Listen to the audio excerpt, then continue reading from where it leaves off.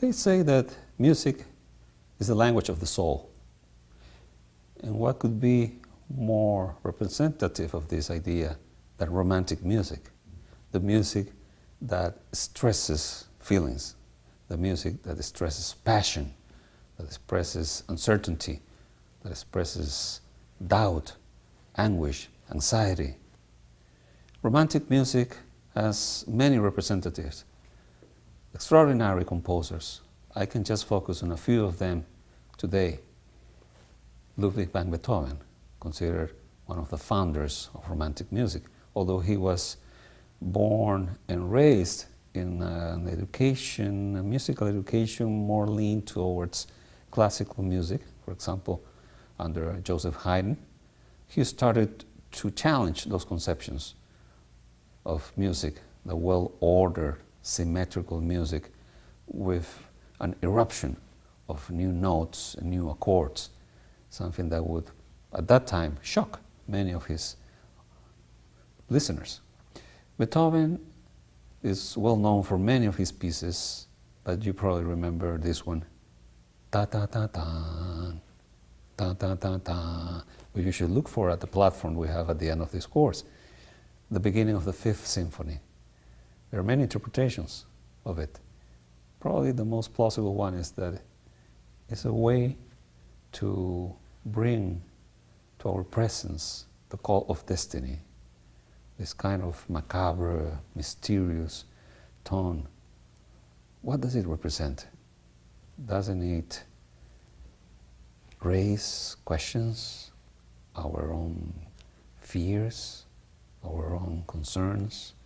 Well, this is what Beethoven achieved, not only in this beautiful symphony, considered by many one of his masterpieces, but also in the Ninth Symphony, the so-called choral symphony of his nine symphonies. The fifth and the ninth are probably the best known. Also the third one, the so-called heroic, but the pastoral, the sixth one. I encourage you to listen to all of them. You're going to have a lot of fun with this kind of music if you are attentive and respectful to the mentality of the time. Chopin, Frédéric Chopin, born in Poland in 1810, considered a national hero, not only because he's a wonderful composer, mostly for piano, 2 concertos and many pieces, studios, impromptus, valses, nocturnes, and so on, but because of the feeling of national pride. Although he was the son of a French citizen, he was born in Poland, near Warsaw, in Żelazowa Wola, where his house still is, and holds concerts regularly for interested public. Chopin loved his country that had been invaded several times by Russia, Prussia, and other empires of the 19th century. And he remembered in his childhood the songs that he heard, the folk songs of Poland, and he put them into more cultured music for piano and orchestra. This is a monument to his memory in the park Łazienka in downtown Warsaw. A beautiful scenario where concertos with his music are held periodically. Franz Liszt, of Hungarian origin, but lived mostly in Germany, important because of his piano concertos and his symphonies.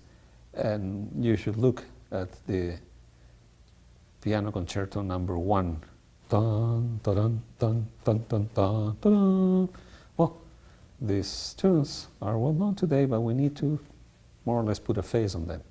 Liszt, together with Chopin and Beethoven, represents the other side of Romanticism, the side that looks for popular roots, for folk tunes, and put them into a form that would become, after all, national for their own countries. Just like Johannes Brahms. A little bit later, he is also of German origin, like Beethoven, but one of the so-called late Romantics. So Ludwig van Beethoven, Frédéric Chopin, Franz Liszt, Johannes Brahms, and many others like Mendelssohn, Schumann, Schubert, and so on, are worth listening to. They absolutely will thrill you if you have the patience and the will.